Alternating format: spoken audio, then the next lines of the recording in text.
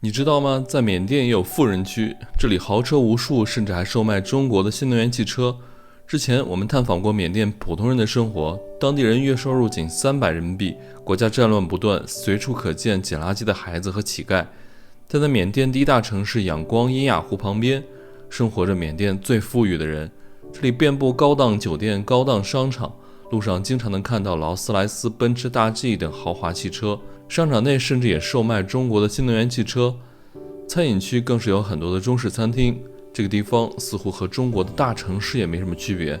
下面跟着我们一起探访缅甸富人区。大家好，我是狒狒，我们正在背包环游东南亚。现在我们在缅甸的仰光。我们前段时间呢离开仰光去缅甸北部兜了一圈，昨天晚上才又重新回到仰光。哇，回来之后就感觉仰光真好呀，再也没有这个停电和断网的焦虑了，而且也不会有附近的小镇子发生交火这种战争的阴影啊。那今天这个视频呢，我们准备带大家看一下仰光的另一面。之前我们在仰光虽然已经待了10多天了，但是我们一直是住在老城区那里。大家可能以为这个缅甸的第一大城市也就不过如此了，但其实呢，仰光它是分很多片区的。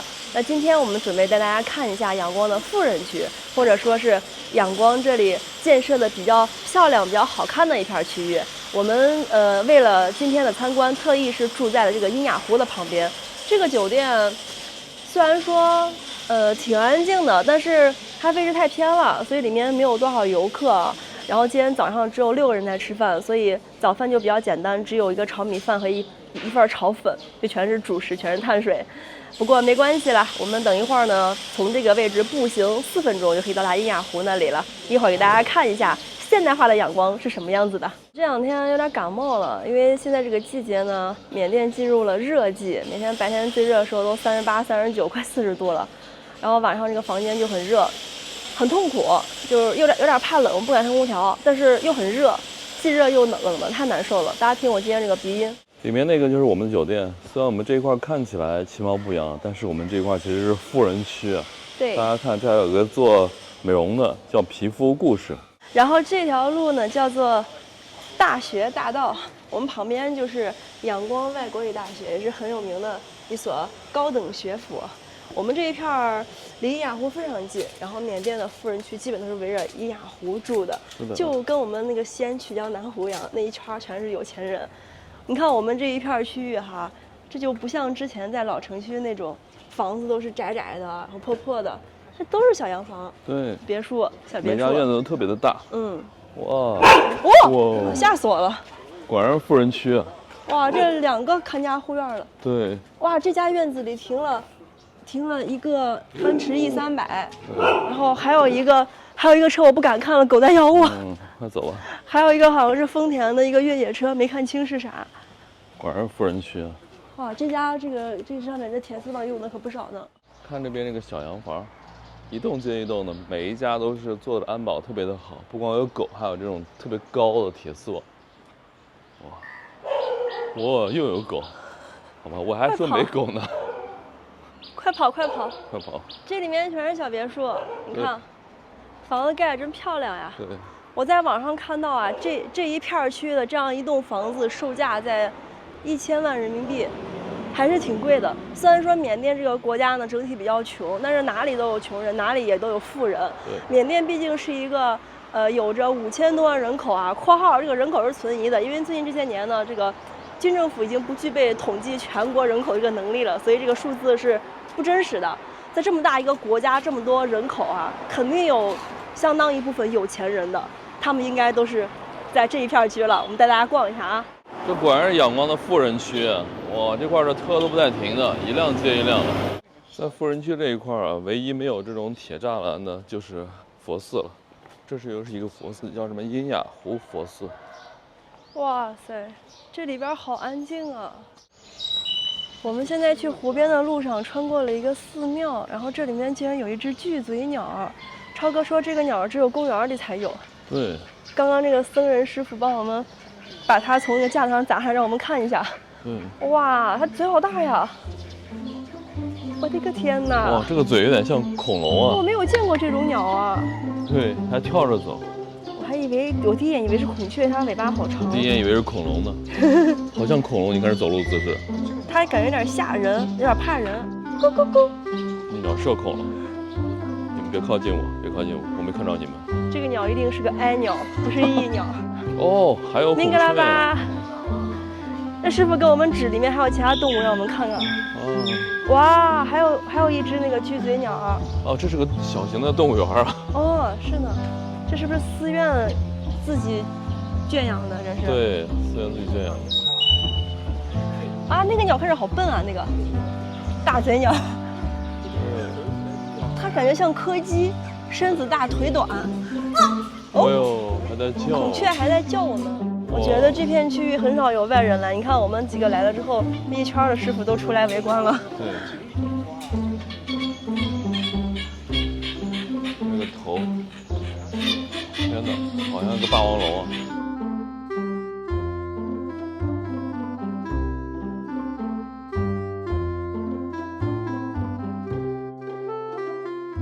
我们这个师傅好热心呐，带我们把寺院参观的差不多了。其实这里是我们今天主要想参观的阴雅湖。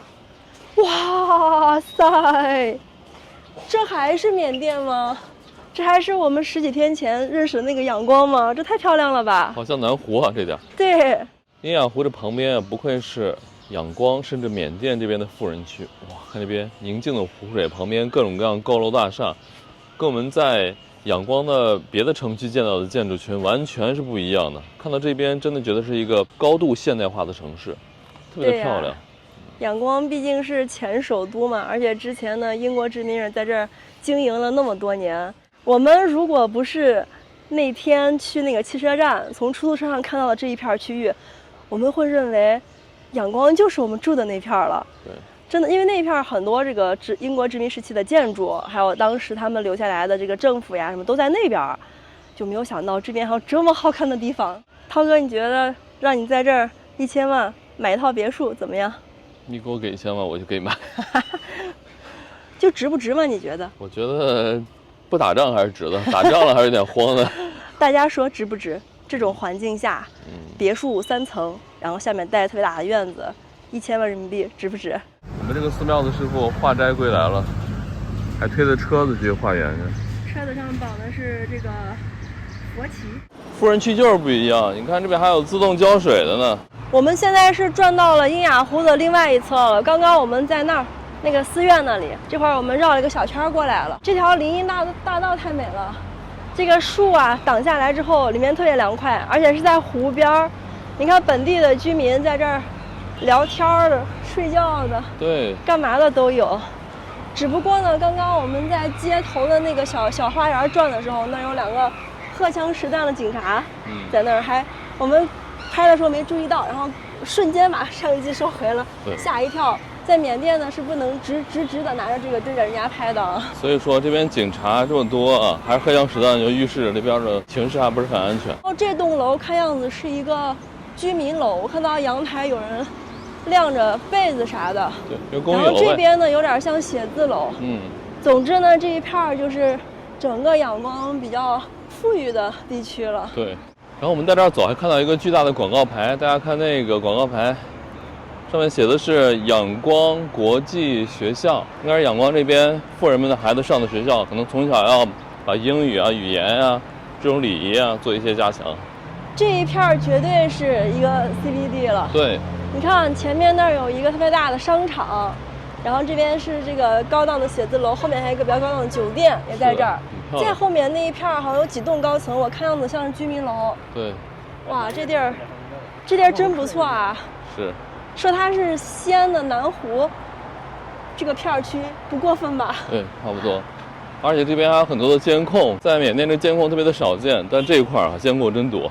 我们刚刚才注意到，在那个 BIDV 那4个字母下面，竟然还有8个蜘蛛人在进行高空的室外作业呀！我刚才看到那个墙壁上有什么东西在动，走近一看才发现那是8个人，他们好像在对这个楼进行一些外立面的维护，好危险感觉。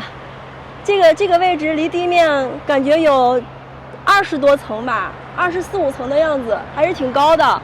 这片草坪维护的蛮好的，我刚看到还有好多小情侣在这拍那个婚纱照，写真。远处的那个楼，那也是一个特别好的酒店。这边的5星酒店特别便宜，大家以后如果想住5星就来缅甸住。仰光的5星酒店价格一般都在400到500，还有300多都能找到。然后里面设施什么就是5星的标准，但是价格好便宜，300-400在咱们那能住什么？就住一个连锁经济型的，什么亚朵那种就差不多了。我们刚刚在寺院看到的好像就这几栋楼，是的，以及那边那个商场啊。是的。其实你看啊，这个位置的这个仰光的大街，这个公路，还有出租车、公交车，看着就跟我们的城市没有什么区别了，这完全不是我们之前在老城区看到的那个样子。你从这儿一看呢，你才知道什么叫国际化大都市，缅甸第1大城市。还好我们今天来这儿，不然我们真的会对仰光带着之前那种印象离开缅甸的啊。虽然说缅甸这2年经济不太好啊，而且在打仗哈，在内战阶段，但是你看这个边上啊，阴雅湖的旁边，这个建设也没有停滞下来。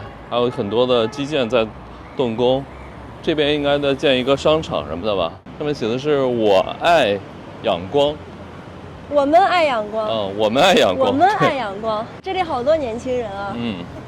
你好，请问这里是仰光最繁华的地方吗？对。那你会中文啊？对。那个仰光大学，我们可以去吗？不能进。不能进啊！好的。你是在银行上班的吗？对。这个小帅哥好可爱，他会说对，是的。Thank you， 接受的吧的。Thank you， 谢谢。哇，这个缅甸的帅哥给我吃西瓜，他们在这儿休息，然后中间呢，这个帅哥呢会说一点点的中文。然后他脖子上挂了工牌，上面写的是 A Bank， 好像是一家银行的职员。跟大家说，我们眼前这个酒店是仰光这边一个5星级酒店，叫什么塞欧纳。我看了看价格，才500块钱。然后前面呢就是缅甸 Plaza， 就是缅甸商场，这名字起得相当牛啊，估计是整个缅甸最好的一个商场了。在这个3岔口，哇，厉害了，果然是有钱人啊！这边还有个劳斯莱斯，居然是个劳斯莱斯的跑车。感觉整个仰光啊，最有钱的人都在这一片了。看别的车都是破破烂烂的2手车，那边一个崭新的劳斯莱斯的跑车。哇，前面又有个大 G， 这好车真太多了。我刚刚就在这边待了1分钟啊，就看到一辆劳斯莱斯，又看到了一辆大 G。我们现在在这个路口等着红绿灯，我们要从那个阴雅湖的湖畔过马路，去对面的这个叫仰光广场或者仰光商场里面去逛一下。这个红绿灯好长啊！刚刚我看最长的时候是59秒。对。哎，是不是可以过了？好像可以过了。好像可以过了。我们在这等大不了有1分多钟了，90秒了。但这没有人，没有人行的红绿灯啊！啊！我的天哪！这怎么过呀？哇，太吓人了！我们等到这个车行道红了，但是它人行道是没有指示灯的，然后我们就过了。过的时候呢，那个左转的车特别多。完全没有减速的，就直接瞄准你的腿压过来的，对，太可怕了。它这个主要是人行道是没有那个标志的。我们终于到这个缅甸广场、缅甸商场的这个门口了。这名字起得特别的霸气啊，这商场也是特别的霸气。Myanmar Plaza， 在这个缅甸商场的门口呢，又有一个标志性的面包新语啊。东南亚那边大一点的商场门口都有这个面包新语。现在我们去里面转一下，一进门就是一个3星的标识啊。这个商场还是很高端的嘛。刚进来这里好像有一家这个汽车的展厅，这不是我们国产的那个哪吒吗？对，我们去看看吧。明格拉巴。明白吧 ？Is it a Chinese car? Yes, Chinese car. 看不出来，这应该是个纯电的吧 ？It's EV popular in Myanmar. Yes.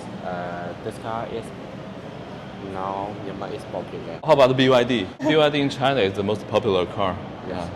We don't see lots of BYD here in Myanmar, in Yangon. And we saw a charging station. Yes. A charging station, maybe near the railway station. Yes. Charging station is Yangon, Naypyi Road, Mandalay, and Yangon Mandalay Highway Road. Yeah. Yes. Oh. Big city. Yes. City is Yangon, Mandalay, Naypyi. Yeah. Yes. Yangon is a railway station. Oh. And the Kenya back Đi đến Myanmar Market, 啊 on Myanmar Highway Station and Khao Yai Highway Station. 哇， Yes. 呀，原来这边这个充电站不少呢。这个销售经理说是在缅甸，像仰光、曼德勒、内比都这种大城市，一些像火车站啊、高速路口啊，很多地方都有充电站的。对，看来这个电车很快在这边也会流行起来的。我们刚问了一下销售经理哈，这一款应该是叫做哪吒 V， 然后这一款车在仰光的售价是7700万缅币。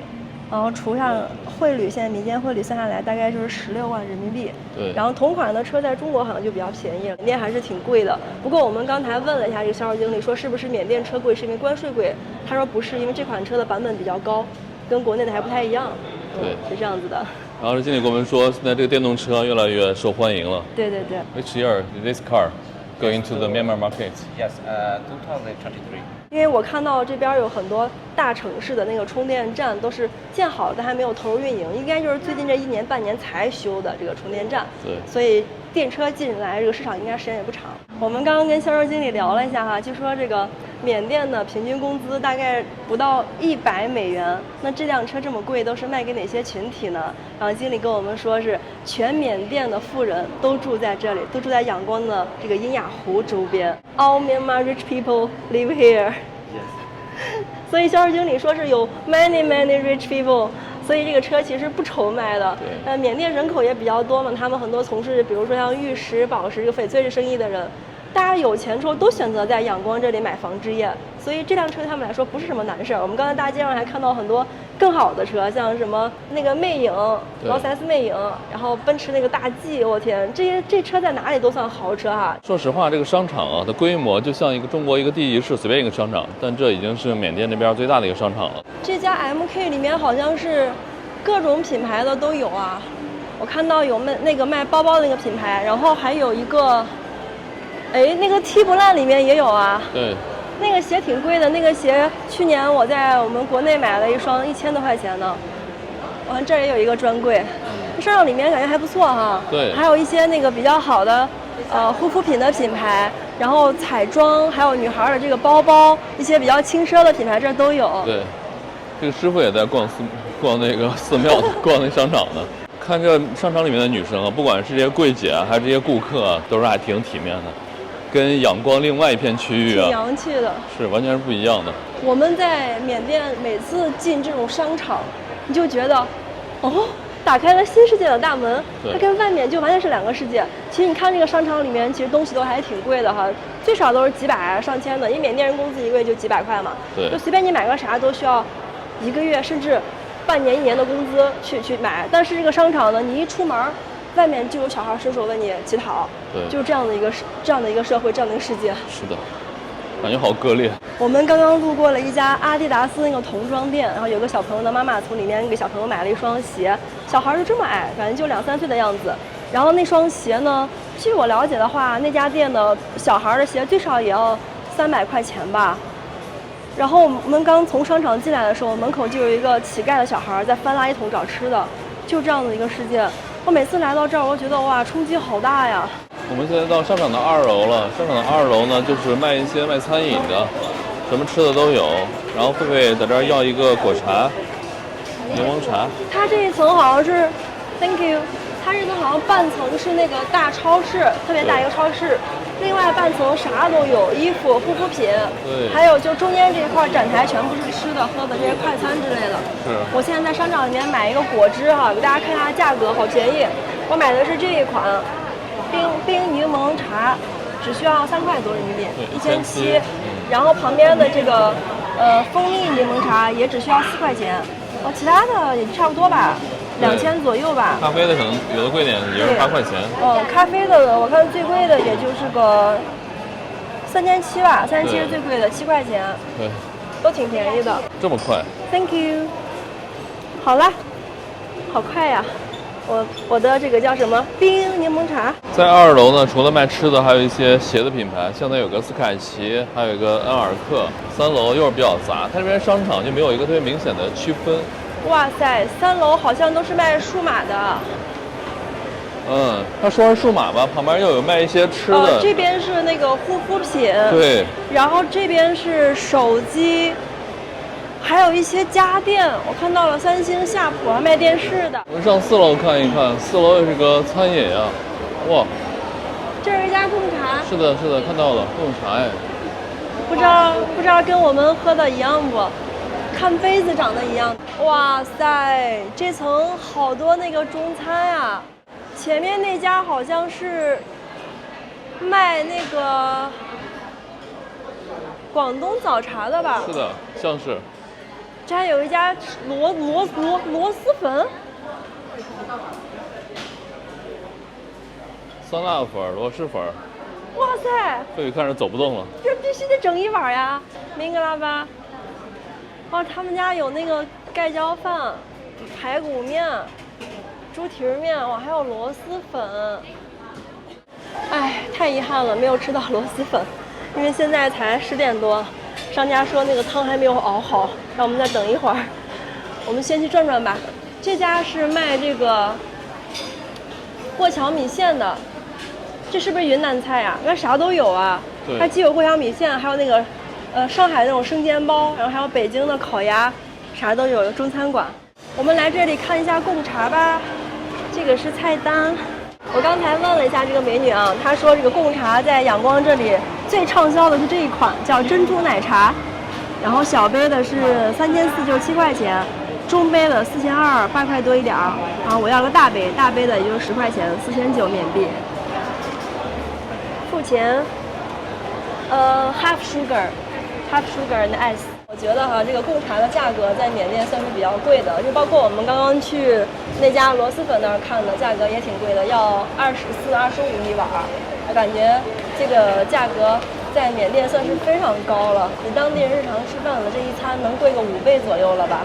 我给大家看看这一些面啊，就是龙须面吧，然后一小袋儿啊，这么一小袋儿大概是24块钱、25块钱。这是富人区的物价，这超市的物价果然挺贵的。这还有一些蘑菇酱，这么小的一瓶也要40多，当地人一个月的工资才400块钱，这一瓶蘑菇酱都顶当地人的1/10的工资了。再带大家看一看富人区这边的水果啊，也是挺贵的。哇，这橙子是6块钱一个，6块钱一个呀，这也没有多大，比我的手还是小，比我的相对还小一些。还有苹果。这种苹果是4块多，快5块一个。这个苹果呢，应该是我们中国的苹果吧，然后就5块多一个。苹果基本上5块钱一个，然后橙子6块钱一个。富人区这边东西就是老贵了。啊，这个梨呢就厉害了，7块钱一个，7块钱一个这个梨呢，我的天哪！这梨看起来不错，但是7块钱一个也太贵了。大家好，我是狒狒，我们正在背包环游东南亚。现在我们在缅甸的第一大城市仰光。今天是我们在缅甸的倒数第2天了，明天我们签证就要到期了，我们准备明天坐飞机离开缅甸，前往下一个国家。那今天呢，我们准备带大家在缅甸的这个仰光市区再逛一逛哈。今天我们也没有特别的目的地，就准备随意的走一走。刚好我们酒店附近有一个人民公园，我们去公园转转。那个位置据说是拍摄大金塔最好的机位，而且还有一个游乐园。我们看一下缅甸这里的游乐场都有什么好玩的。我们酒店距离那个公园只有1公里左右，走路过去大概15分钟。也可以有另一种选择哈，就是我们来到缅甸之后，看到仰光街头有很多那种马路对面的那个自行车式的 taxi， 我们想尝试一下。今天我们准备3个人，我和文涛还有超哥，我们3个人一人叫一辆哈。这儿有1个，我看那边有2个，我们过去找他们吧。我们碰到了2个这个司机，问多少钱？I want go to this place。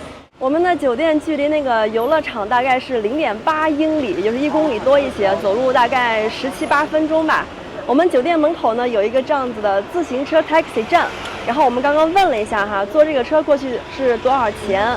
老板说是5000缅币一个人，就10块钱。我觉得还挺贵的，因为从我们酒店门口打1公里的这个出租车到游乐场，能坐4个人的出租车只需要3000缅币，而这个车呢只能坐1个人，就要5000缅币。然后我们3个人要坐的话就挺贵的，所以我们打算走路过去吧。我们刚刚从主路走到一个小路，哇，这小路上就显得特别的乱啊，也比较老旧。有收垃圾的，还有一些补胎的。这是什么车呀？它这个轮毂上写的是尼桑。它写的是 GTR 啊，就老贵那个 GTR。我好像在国内没有见过。很少这一款，这个比较贵。哦，有钱人啊，真的是 GTR。对，这是曼德勒的车牌。是。但旁边就是各种收垃圾的，然后在这躺着的这个，哎呀，这个城市真的好穿越，1秒从富豪区到贫民区。这边有个当地人在坐这个车，好给力啊！这车一边拉着锅，一边还在坐着人，感这车觉能坐2个人呢，对前后背对背坐。看哇这儿一个，这个位置还有一个，对。再拉一个人。怎么当地人坐的感觉都很自如啊？你看，都是当地人在坐，为什么我们坐那么贵？因为我们是游客。我之前问过这个缅甸的华人，他们说一般像因为坐这种车不可能坐太长的里程，对，也就是个1-2公里最多了，一般就是2000多那个缅币，4-5块钱还行。他刚给我们要了可能2倍甚至3倍的价格了。对，太贵了。对，这边这个街区里面这个车不少啊，感觉一辆接一辆的。我们这次就没机会坐了，带大家看一看别人怎么做的。你想坐，我可以买一辆，租一辆给你体验一下。太好气了，直接给我买一辆让我骑。买一辆你骑着，我坐着。仰光市内的公园没有什么特别之处，唯一的特点就是便宜，玩什么吃什么都很便宜。我们在里面玩了玩，也看了看当地人的校园生活，最后在公园尽头找到了仰光大金塔的倒影，也结束了这半天的旅程。这会儿我们已经在人民公园这里看完了大金塔的倒影，现在我们准备打车再去一趟唐人街。大家还记得吗？我们刚刚来到缅甸的时候呢，在仰光逛唐人街的时候，认识了一位在夜市摆地摊的一个小哥哥。那明天我们就要离开缅甸了，离开之前的最后一晚呢，我们准备去夜市再找一下他，跟他道个别。因为我们从第一次见面之后就加了微信，他最近每天在跟我聊天，他知道我们去缅甸北部了，每天都问我们到哪里了，情况怎么样，还安全吗？所以今晚上我们准备再去见一下他。我们现在在去往唐人街的路上，到唐人街之前呢，我们会先穿过印度街，这一片呢全都是这个南亚裔的。看样子这里还有一个电影院呢。对，这个位置其实就在那个唐人街和印度街的交汇的位置。大家看这儿既有这个印度的电影，然后这个广告牌的下面就是2位这个南亚裔的人啊。是。然后这旁边就是一家中餐馆。对。这个位置就非常的多民族交融的一个地儿。我们虽然来仰光已经很长时间了，也好几次来到这儿，但每次到这儿就觉得这个地方好有故事，各种民族、各种信仰、各种宗教啊，这个华人、缅族人，然后是缅甸各个少数民族的人，还有罗兴亚人，全都在这里生活着。我们穿过了那点杂乱的区域啊，这边居然有一个这么高档的大酒店，5星，瞬间以为自己开了时空穿梭门，天哪！是呀。这个缅甸那个街头，仰光街头永远是这样子的，前一秒还是垃圾遍布，感觉非常的混乱，然后从贫民窟到百万富翁。对，后一秒变成这是一个5星酒店，它的隔壁这是一家非常高档的中餐馆，叫做潮江春。然后下面呢就是收拾着这个纸箱子的这个当地的缅族人，他们的后面是穷困潦倒的，连衣服都没有穿的南亚裔的人。就是这样的一个世界啊！穿梭过破败的仰光唐人街，我们又看了看苏雷佛塔、独立广场和卖猪肉的缅甸小哥，聊了聊我们在缅甸北部的行程。今天的行程结束后，我们也结束了在缅甸的行程。